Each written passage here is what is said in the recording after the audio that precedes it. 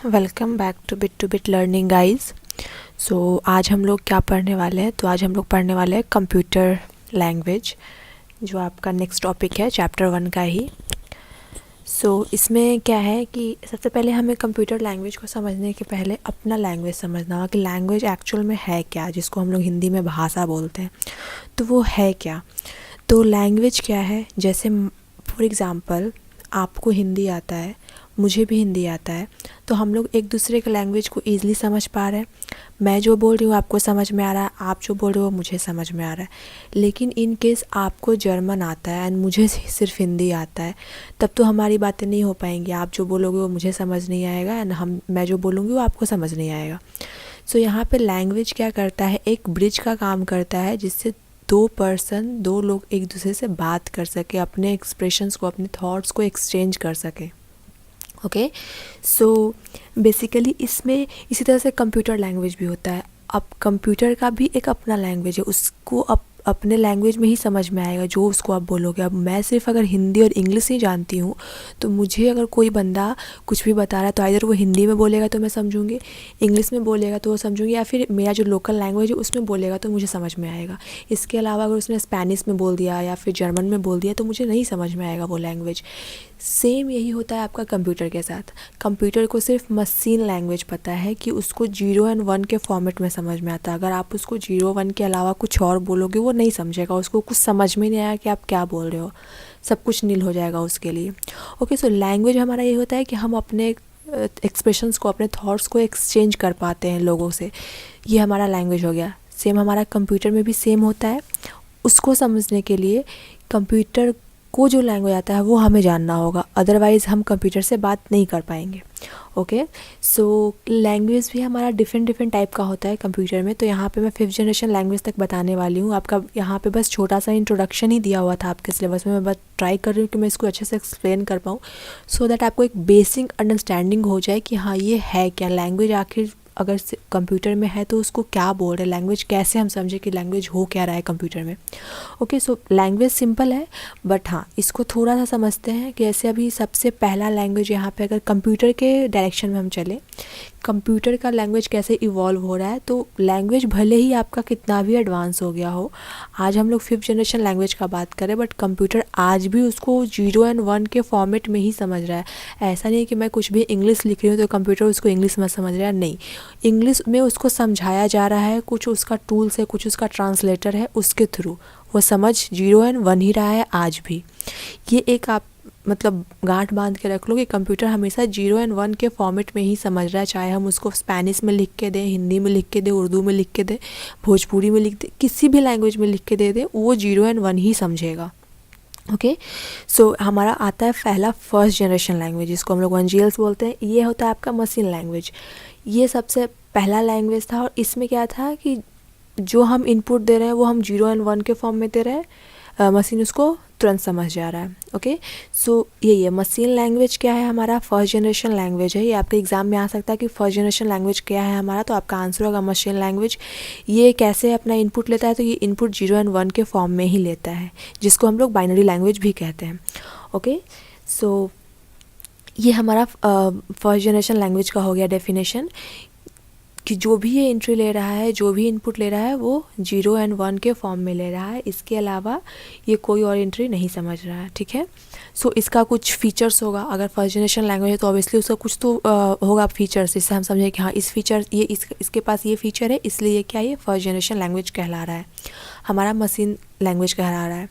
Okay, इसका पहला क्या है, जैसे मैंने अभी बताया कि ये 0 एंड 1 ही अंडरस्टैंड करेगा। जो भी इंस्ट्रक्शन हम इसको दे रहे हैं वो अगर इसको हम 0 एंड 1 के फॉर्म में दे रहे हैं तो ये अंडरस्टैंड करेगा, अदरवाइज़ ये नहीं करेगा। इसको नहीं समझ में आएगा कि 0, अगर आपने 2 इनपुट दिया, इसको नहीं समझ में आया कि 2 क्या है। 2 को आप फिर से 0 एंड 1 के फॉर्म में कन्वर्ट करो, तब इसको समझ में आया कि वो 2 क्या है। हाँ, इसने मुझे एंट्री दिया 2। ओके, ये मशीन डिपेंडेंट होता है। मशीन डिपेंडेंट का मतलब क्या हुआ, पहले ये समझते हैं। तो मशीन डिपेंडेंट का मतलब ये हो गया कि मान लीजिए मैंने अपने सिस्टम पे कुछ एक 0 एंड 1 के फॉर्म में कुछ एक छोटा सा प्रोग्राम लिखा। मान लीजिए 2 + 2 = 4 हो रहा है। इसका प्रोग्राम मैंने 0 एंड 1 के फॉर्म में बाइनरी नंबर में 2 + 2 को कन्वर्ट करके एक छोटा सा प्रोग्राम लिखा। उसको मैंने अपने सिस्टम पे रन किया, उसका रिज़ल्ट आ रहा है मुझे 4। लेकिन अगर मैं यही प्रोग्राम आपके सिस्टम पे करूँ या किसी और के सिस्टम पे करूँ तो 90% चांसेस हैं कि मेरा प्रोग्राम रन नहीं करेगा, मुझे ये प्रोग्राम फिर से राइट करना पड़ेगा। सो ये होता है आपका मशीन डिपेंडेंसी, कि आपने जिस पे प्रोग्राम लिखा है ये उसी पे रन करेगा। 90% चांसेस में मतलब ये दूसरे सिस्टम पे रन नहीं करेगा, जिस पे आपने लिखा है बस वहीं रन करेगा। ओके, यही एक ऐसा लैंग्वेज है जिसको कंप्यूटर डायरेक्टली अंडरस्टैंड कर रहा है। मतलब इस लैंग्वेज में अगर हम इसको इनपुट दे रहे हैं तो इसको बीच में किसी ट्रांसलेटर की ज़रूरत नहीं पड़ रही है। जैसे मुझे हिंदी आ रही है, आपको हिंदी आ रही है, या फिर आपको इंग्लिश आ रही है, मुझे इंग्लिश आ रही है, हम लोग डायरेक्टली कम्युनिकेट कर पाएंगे, हमें किसी ट्रांसलेटर की ज़रूरत नहीं पड़ेगी।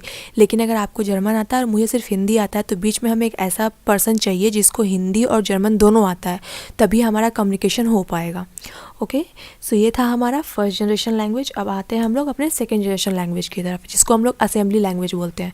तो एक आपका ऑब्जेक्टिव यहाँ से आ जाएगा कि सेकेंड जनरेशन लैंग्वेज को और क्या बोलते हैं, तो हम लोग इसको असेंबली लैंग्वेज बोलते हैं।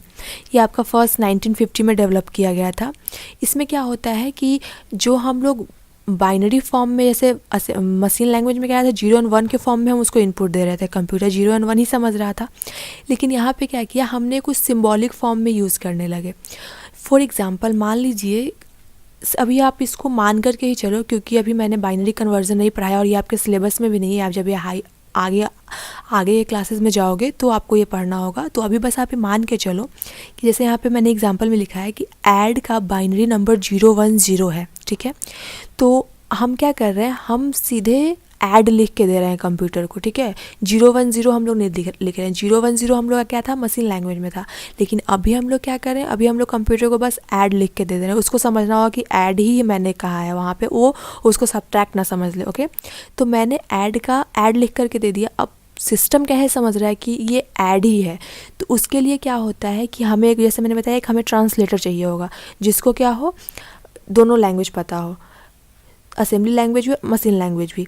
तो क्या करेगा, ऐड को जैसे ही हम कंप्यूटर को देंगे, असेंबलर क्या करेगा, उसको चेंज कर देगा आपका बाइनरी फॉर्म में। जैसे ऐड का बाइनरी फॉर्म हो गया 010, कंप्यूटर को वो बाइनरी फॉर्म में दे देगा कि आपका ये रहा इनपुट, ऐड यूज़र ने ऐड दिया है, लेकिन उसका जो एक्चुअल इनपुट है वो क्या है, कंप्यूटर के लैंग्वेज में 010। तो कंप्यूटर समझ गया कि मुझे 010 मिला है एंड उसका मतलब क्या हो गया, ऐड हो गया, वो हमें उसका आउटपुट दे देगा।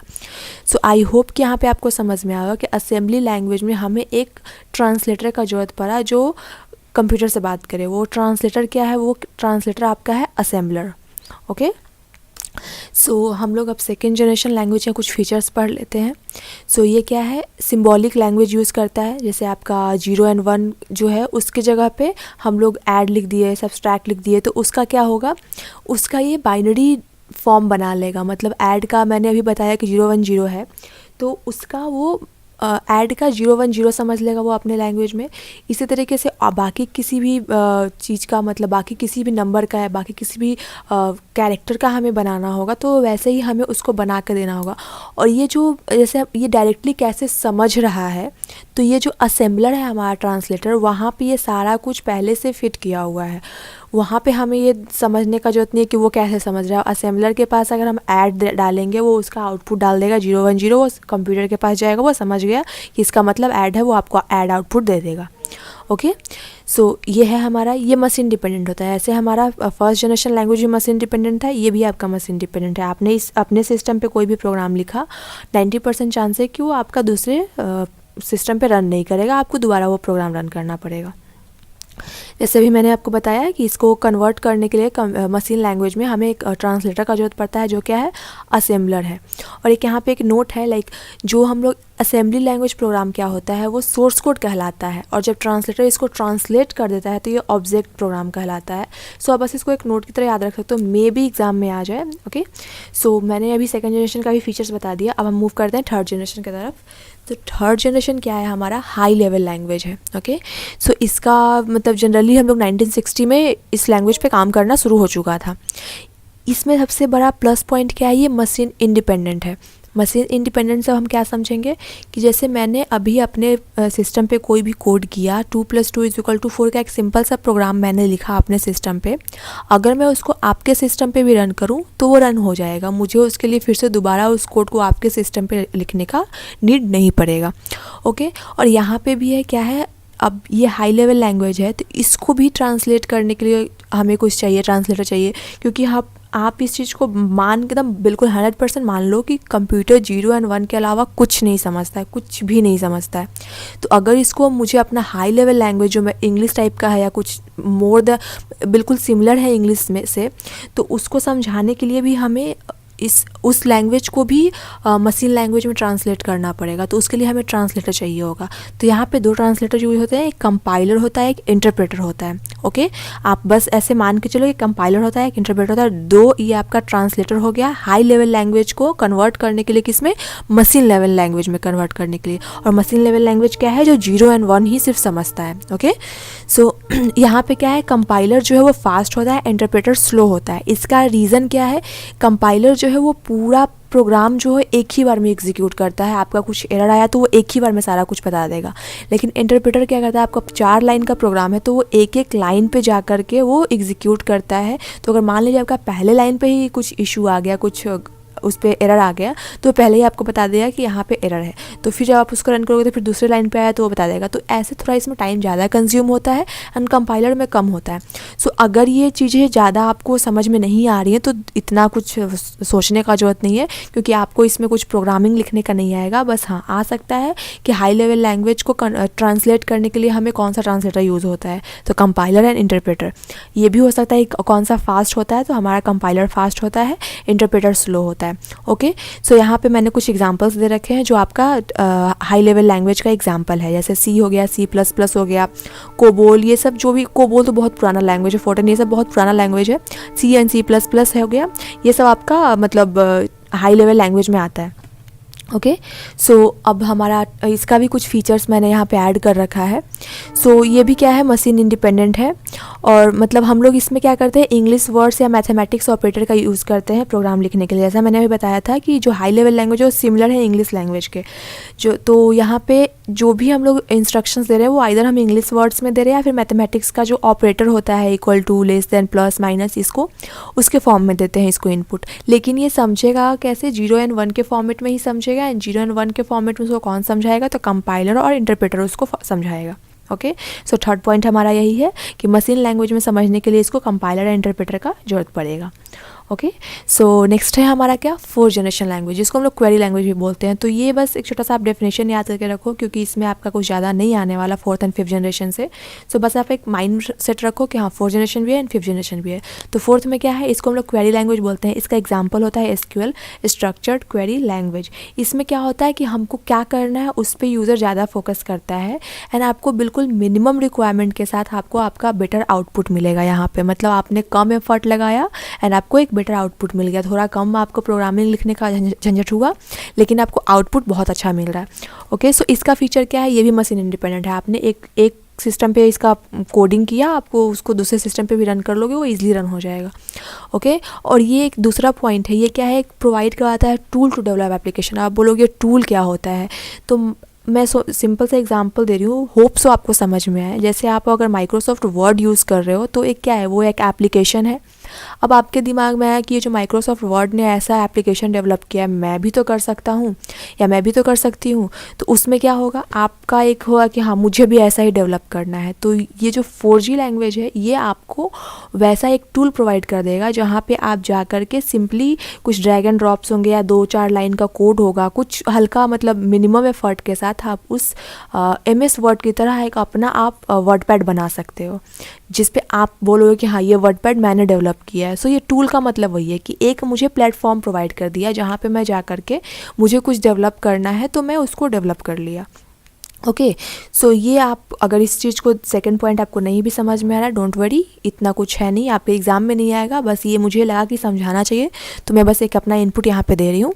ओके, सो 5th जनरेशन लैंग्वेज, अब ये जो लैंग्वेज ये बहुत ही लेटेस्ट लैंग्वेज है एंड ये अभी मार्केट में आ रहा है, पूरी तरह से नहीं आया है। तो अगर आप जब पूरा लैंग्वेज पढ़ने लगोगे, कोडिंग पढ़ने लगोगे, तो ये इस लैंग्वेज से आपका पाला पड़ सकता है, so be ready for that. But हाँ, ये अभी आपको बस इसका डेफिनेशन समझ लो, इसका कुछ एग्जांपल क्या होता है वो समझ लो, आपके लिए ये अभी क्लास 6 के लिए उतना ही है। सो ज़्यादा टेंशन लेने का जरूरत नहीं है कि ये मुझे नहीं समझ में आ रहा है, सो उसका कोई टेंशन नहीं है, अभी आपको उतना पूछा भी नहीं जाएगा आपके सिलेबस में। सो 5th जनरेशन लैंग्वेज क्या है, ये आपका बेसिकली आर्टिफिशियल इंटेलिजेंस पे बेस्ड होता है, जो कंप्यूटर को स्मार्ट बनाने का काम कर रहा है। इस लैंग्वेज का यही काम है कि मतलब ये अपना एफर्ट ऐसे लगा रहा है ताकि कंप्यूटर को खुद ब खुद वो स्मार्ट हो जाए कंप्यूटर।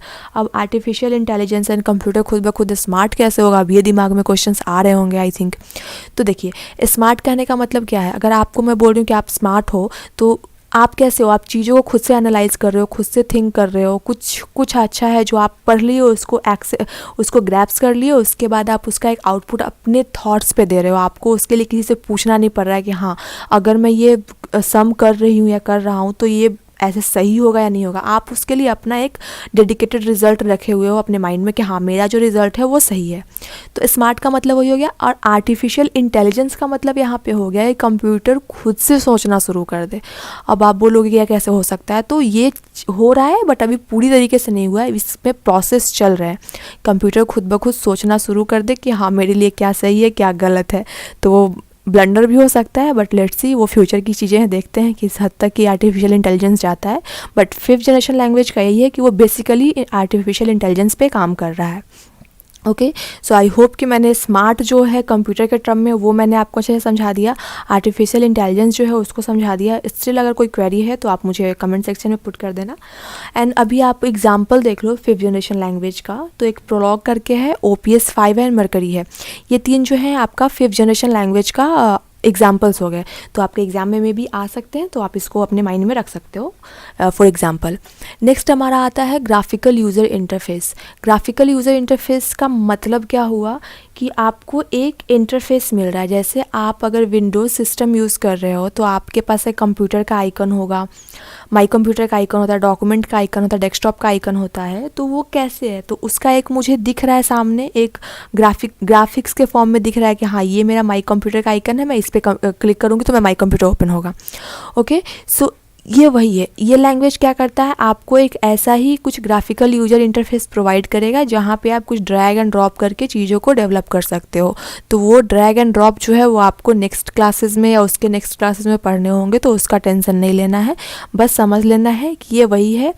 इसमें भी आपको मतलब ट्रांसलेटर का जरूरत पड़ेगा। ऑब्वियसली जो भी है, हम जो भी कर रहे हैं उसमें आपको ट्रांसलेटर का जरूरत पड़ेगा। ये भी कंपाइल करके, कंपाइल का सेंस आपका कंपाइलर यूज़ होगा यहाँ पे, उसको कंपाइल करके ही वो प्रोग्राम को एग्जीक्यूट करेगा। ओके, सो यहाँ पे आप अगर इसका एग्जांपल देख रहे हो तो ये 3-4 एग्जांपल हैं इसके, visual basic, C#, visual C++, ये सारे मतलब आपके graphical user interface based language के एग्जांपल हो गए। ओके, सो अभी तक बहुत पढ़ा दिया मैंने, अब एक थोड़ा सा समरी ले लेते हैं कि मैंने क्या क्या पढ़ाया, सो दैट आपको एक क्विक रिवीजन हो जाए कि अभी जो मैंने पढ़ाया। तो मैंने पढ़ाया पहले कि लैंग्वेज क्या होता है, उसके बाद मैं आई थी कंप्यूटर लैंग्वेज पे। तो पहले लैंग्वेज क्या है, हमारा एक्सप्रेशन, हमारा थॉट्स को एक्सचेंज कर दे किसी दूसरे पर्सन के साथ जो सेम लैंग्वेज जान रहा है, इसी को हम लोग बोलते हैं language is a medium. So computer language भी सेम इसी तरह का काम करता है। अगर आपको मशीन लैंग्वेज पता है तो आप कंप्यूटर से डायरेक्टली बात कर सकते हो, आपको मशीन लैंग्वेज नहीं पता है तो फिर आपको एक ट्रांसलेटर की ज़रूरत पड़ेगी।